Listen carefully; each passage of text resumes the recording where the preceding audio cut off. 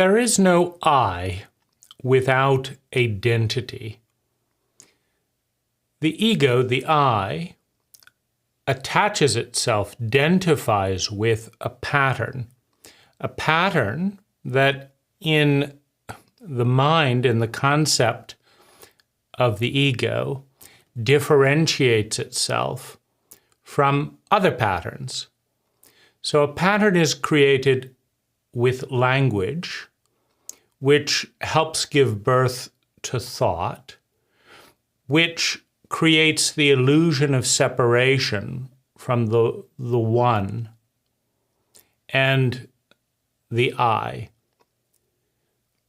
Language gives birth to the I, to the ego, in an illusionary trick which begins with one, all that is, the division of one which isn't real. Anytime you take the one and cut it into pieces, the pieces aren't real any more than you can pretend that this finger, right, or this tip of a finger can exist without the finger, or that the finger can exist without the hand, or that the hand can exist without the heart and the blood pumping through the heart, or that the heart could exist without the trees that produce oxygen, which feed the heart, or that the trees could exist without the planet, or that the planet could exist without the universe. There isn't a single thing, just words on paper, that is not inextricably linked to every other thing, meaning you can take the one and cut it into pieces. You can create a grid based on imaginary polarities and division. You can give each little piece a word. You can say this is a hand, this is a foot, this is a tree, this is a planet, this is a solar system. But they're all innately connected. And the illusionary partitions created by language in the mind are just that. They are illusionary. The truth is, the moment you cut the hand from the body, it stops being a hand. There is no cut between any one thing. So this is the fragility. The ego exists on a precipice of illusion that at any moment, it can fall off, right? And so the ego is desperately clinging to some sense of identity, to some distinct pattern, to prove its existence in an illusion, in a card trick. The I, as an imaginary separate part of the uninterrupted whole of the unending ecology, does not exist, right? And that's its terror, right?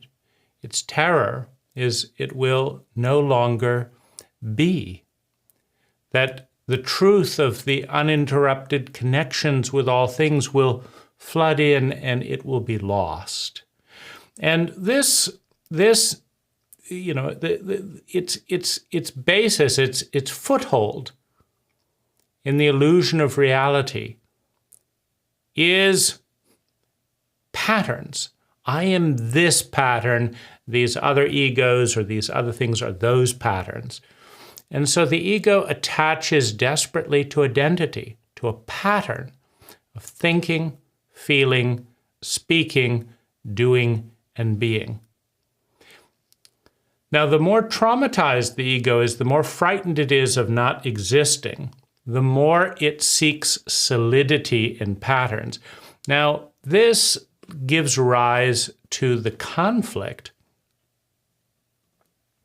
between self and ego, or what we think we want and what our ego attaches to.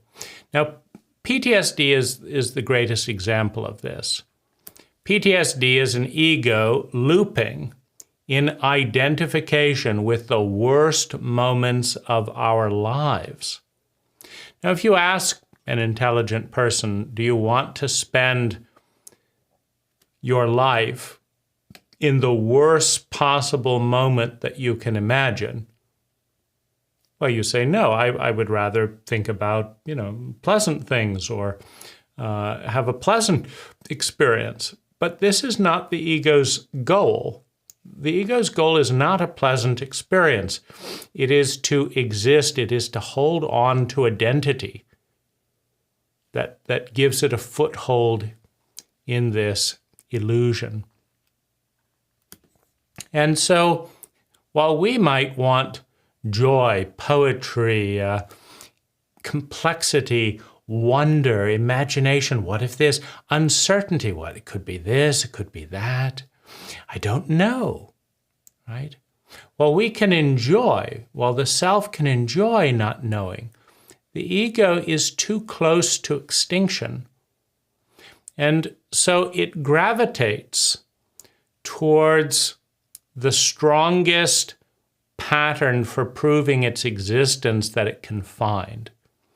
Now, unfortunately, pain is more simple than joy, right? Pain is also denser than joy, right?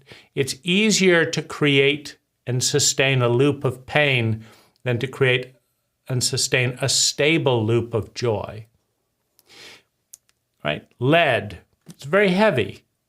If you want something solid, you go towards lead. Right? If you want something playful, ephemeral, you go towards the scent of lavender, something moving through the air, breeze. But the ego is seeking survival in existence to maintain its illusion. And so, remembering the worst moments, justifying the worst moments, imagining the worst fears, doing the same thing over and over and over again, gives the ego a tentative sense of security. Right? So, the most painful traumatic memories in a loop gives the ego more stability, more security than maybe this, maybe that, who knows, right? Concrete materialism, laws, this is the way it is. It's always this way. It's always that way. Everyone's like this. Everyone's like that. Rigidity. In other words, the ego has a number of arrows as it pursues its illusionary existence. One is simplicity. One is repetition. And one is dense and low states. Hate is a very dense emotion. I hate this, I hate this, I hate this. It's a very strong dentity that the ego can attach to. Now, we could say, do you want to spend your life in hate or in joy? And people will say, oh, well, in joy. But the ego wants stability, wants security in its existence in this fragile illusion. So hate is a much more useful tool for the ego to identify with. It feels very solid. Self-pity is another one. Oh, poor me, poor me. Something good happens. Oh, it won't last, it won't last. Something bad happens. Oh, poor me, poor me. It's very stable. It's very secure. Right? So self-pity is wonderful for the ego. Joy is a little bit more ephemeral, right? You could be in joy and a car could hit you.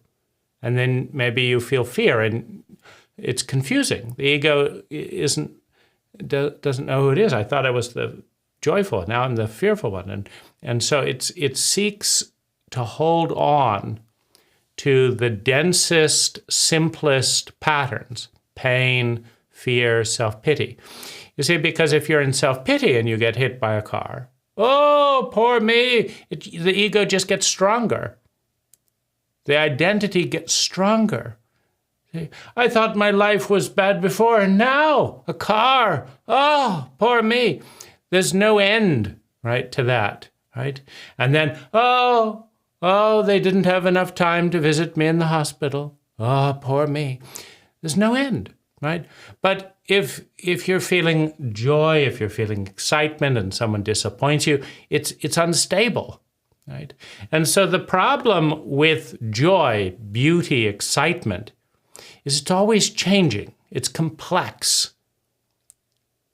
Someone might knock it off. You could be having thing, then someone slaps you, and then you come quickly back in the moment, right?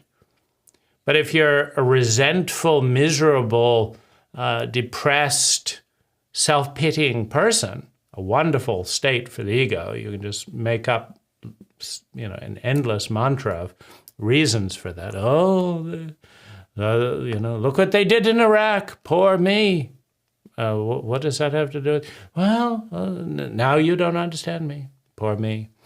It's endless, and it's wonderfully predictable, solid, stable. Now, if you're bored and depressed, nobody can knock you off that. But if you're delighted and excited, and then your boyfriend doesn't show up, well, then suddenly you're questioning, and suddenly you're not in a stable state. And so the ego prioritizes stability and protection against dissolving into the uninterrupted ecology. It's all around it. It's never, even when we look through the lens of ego and it looks like we're separate, we're not, right? So the ego prioritizes all of the most negative, simple states and maintains them over and over and over again. But then we try to be happy, to be joyful, but that's not the ego's goal. The ego's goal is dentity. I'm this because I'm this, because I'm this, and no one's going to stop me, and I'm going to be miserable, and I'm going to get my revenge, and I'm going to do this, and I'm going to work hard. I'm a workaholic. That's who I am, a workaholic. And as long as you work all the time, it's a very simple, stable identity. You're happy or sad. I always work, right? Or I'm a drinker. I always drink. It's a stable pattern. I go back to it and go back to it and go back to it. And the more miserable the pattern, the more stable it is, right? Because no one can knock you out of misery, right? So it's a challenge, the tension between self and ego.